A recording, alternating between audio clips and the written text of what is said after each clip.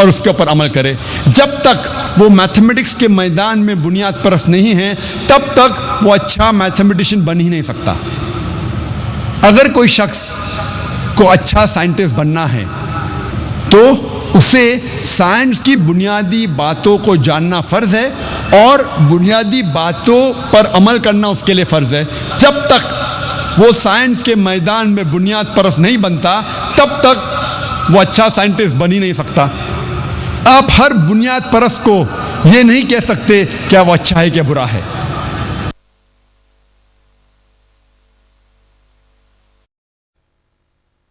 You cannot paint all fundamentalists with the same brush. آپ سارے بنیاد پرست کو ایک ہی لاٹھی سے نہیں ہانک سکتے. آپ کو دیکھنا چاہیے کہ وہ کس میدان میں بنیاد پرست ہے. مثال کے طور پہ اگر ایک انسان بنیاد پرست چور ہے, اس کا پیشہ ہے چوری کرنا, وہ معاشرے کے لیے اچھا انسان نہیں, وہ ایک اچھا بنیاد پرست نہیں ہے.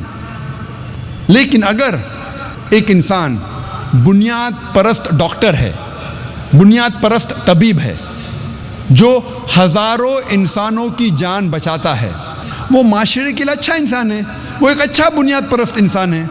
اسی لیے کسی بنیاد پرست کو اچھا یا برا کہنے کے پہلے آپ کو تحقیق کرنا چاہیے وہ کس میدان میں بنیاد پرست ہے. جہاں تک کہ میں ہوں, میں یہ کہنا چاہتا ہوں کہ میں ایک بنیاد پرست مسلمان ہوں اور مجھے گرو ہے, مجھے فخر ہے ایک بنیاد پرست مسلمان رہنے کا. I am proud to be a fundamentalist Muslim. کیونکہ میں اسلام کی بنیادی باتوں کو جانتا ہوں اور اس کے اوپر عمل کرتا ہوں اور کوشش کرتا ہوں قرآن اور صحیح حدیث کے مطابق چلوں. اور میں جانتا ہوں کہ قرآن اور صحیح حدیث میں, اسلام میں ایک بھی بنیادی تعلیم نہیں ہے جو انسانیت کے خلاف ہے.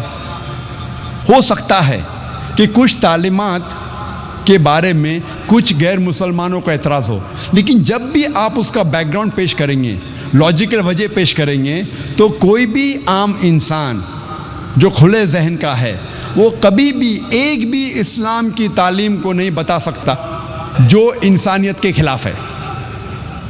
جب ہم پڑھتے ہیں ویبسٹرز ڈکشنری, اس میں لکھا ہے کہ fundamentalism is a movement that started in the 20th century.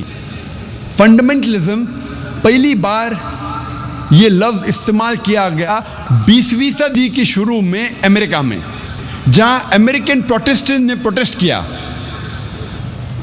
اس وقت چرچ یہ کہتی تھی کہ بائبل کا پیغام خدا کی طرف سے ہے, لیکن یہ امریکن پروٹسٹنٹ نے اعتراض کیا, ان لوگوں نے پروٹیسٹ کیا کہ سارا بائبل کا پیغام ہی خدا کی طرف سے نہیں, لیکن ہر لفظ, ہر حرف خدا کی طرف سے ہے.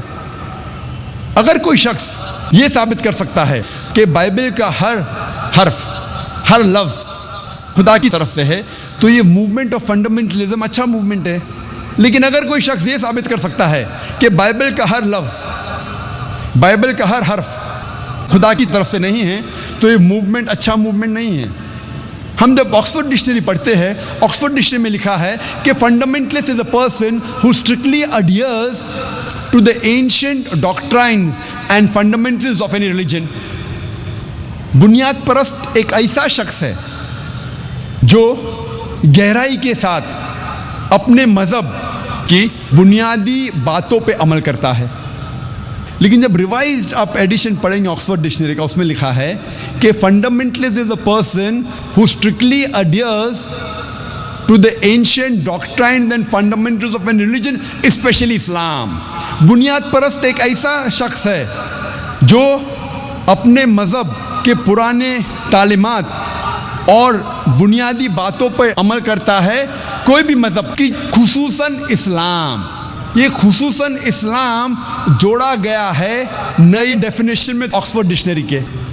جب بھی آپ سنیں گے فنڈامنٹلسٹ, بنیاد پرست, فوراً آپ کے دماغ میں آئے گا مسلمان. تو ڈیفینیشن میں تبدیلی ہو رہی ہے. پہلے کہا جاتا تھا اینی ریلیجن، ابھی لکھا جاتا ہے اسپیشلی اسلام، خصوصاً اسلام. اور آج میڈیا کہتی ہے کہ مسلمان شدت پسند ہے، مسلمز آر ایکسٹریمسٹ. اور ہم مسلمان عام طور پہ اپنی دفاع کرنے جاتے، وی بیکم اپولوجیٹک. ہم کوشش کرتے ہیں اپنے آپ کو بچانے کے لیے اور ہم اپولوجیٹک ہو جاتے ہیں، ہم معافی مانگنے لگتے ہیں کہ نہیں ہم بنیاد پرست نہیں ہیں، ہم شدت پسند نہیں ہیں. میں کہتا ہوں میں شدت پسند ہوں، میں شدت سے محبت کرتا ہوں، میں شدت سے پیار کرتا ہوں، میں شدت سے عدل کرتا ہوں، میں شدت سے ایمانداری کرتا ہوں. I am an extremist. I say I am extremely kind, I'm extremely merciful, I'm extremely honest, I'm extremely just.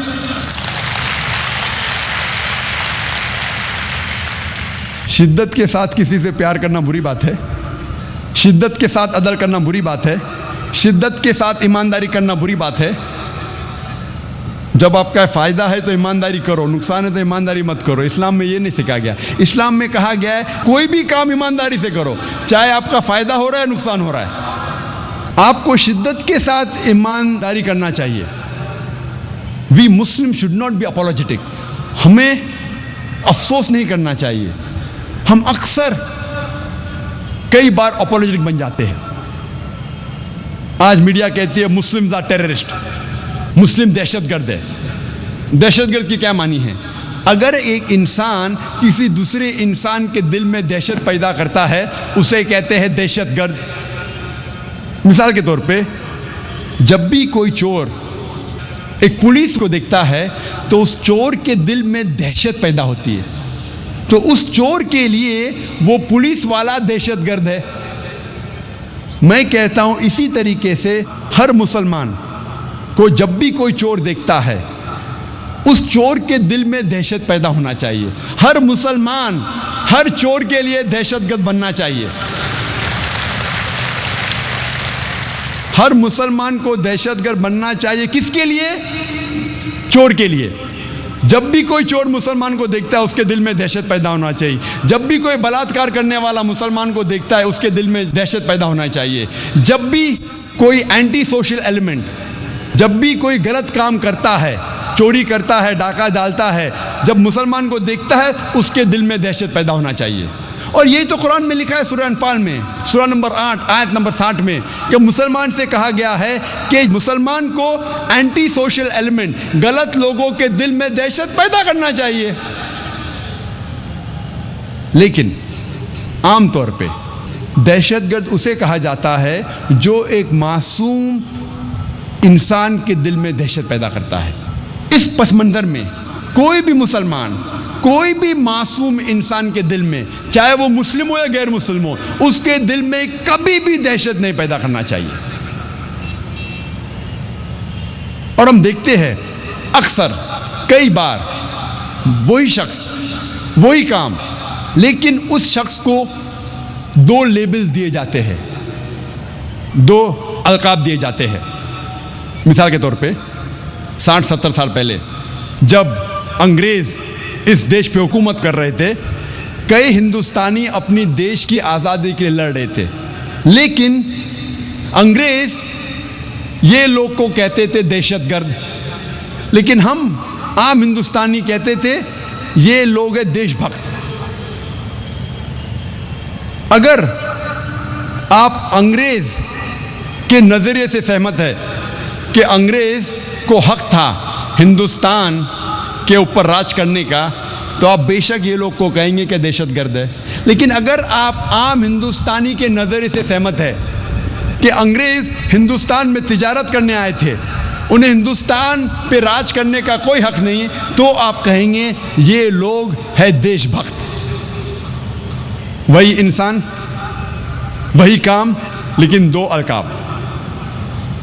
اسی لیے لقب دینے کے پہلے آپ تحقیق کرو کس وجہ کے لیے وہ انسان جد و جہد کر رہا ہے، اور آپ تاریخ میں کئی مثال دے سکیں گے. میں علاقہ دیکھ کے میری مثال بدلتے رہتا ہوں. قرآن میں لکھا ہے تعالوا الی کلمۃ سواء بیننا و بینکم، آؤ اس بات کی طرف جو آپ اور ہم میں یکساں ہے. جب میں UK میں تقریر کر رہا تھا اور USA میں، تو میں نے کہا کہ 19ویں صدی کے آخر میں